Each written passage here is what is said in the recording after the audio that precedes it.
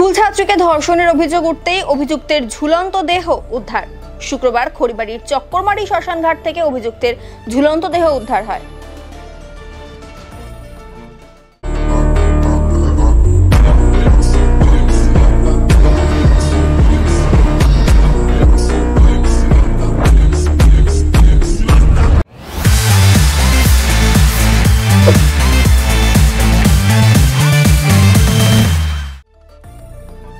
মৃতের নাম জগদীশ রায়, লোকশিল্পী হিসেবে পরিচিত ছিলেন।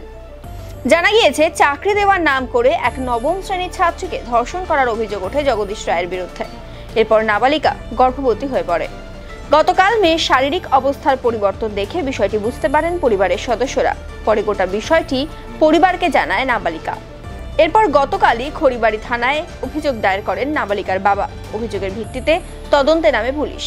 এদিকে আজ সকালে চক্করমারি শ্মশান ঘাটে অভিযুক্তের ঝুলন্ত দেহ উদ্ধার হয়। খবর পেয়ে পুলিশ ঘটনাস্থলে পৌঁছে মৃতদেহ উদ্ধার করে ময়নাতদন্তের জন্য উত্তরবঙ্গ মেডিকেল কলেজ ও হাসপাতালে পাঠিয়েছে।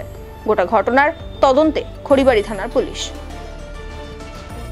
শিশুকে ধর্ষণ করেছে, সেই শিশু 5-6 মাস বলে প্রেগনেন্ট শোনা যাচ্ছে, এই জন্য মনে হয় মারা গেল।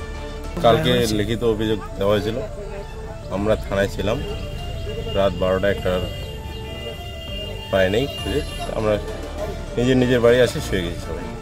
আজকে দেখতেছি সকালবেলা খবর পেলাম গাছে ঝুলে আছে। যে মারা হয়েছে জগদীশ রায়, শিল্পী ছিলেন, বড় শিল্পী ছিলেন। এটা রানীগঞ্জ অঞ্চল, 1200 চক্করমারি শ্মশানঘাট।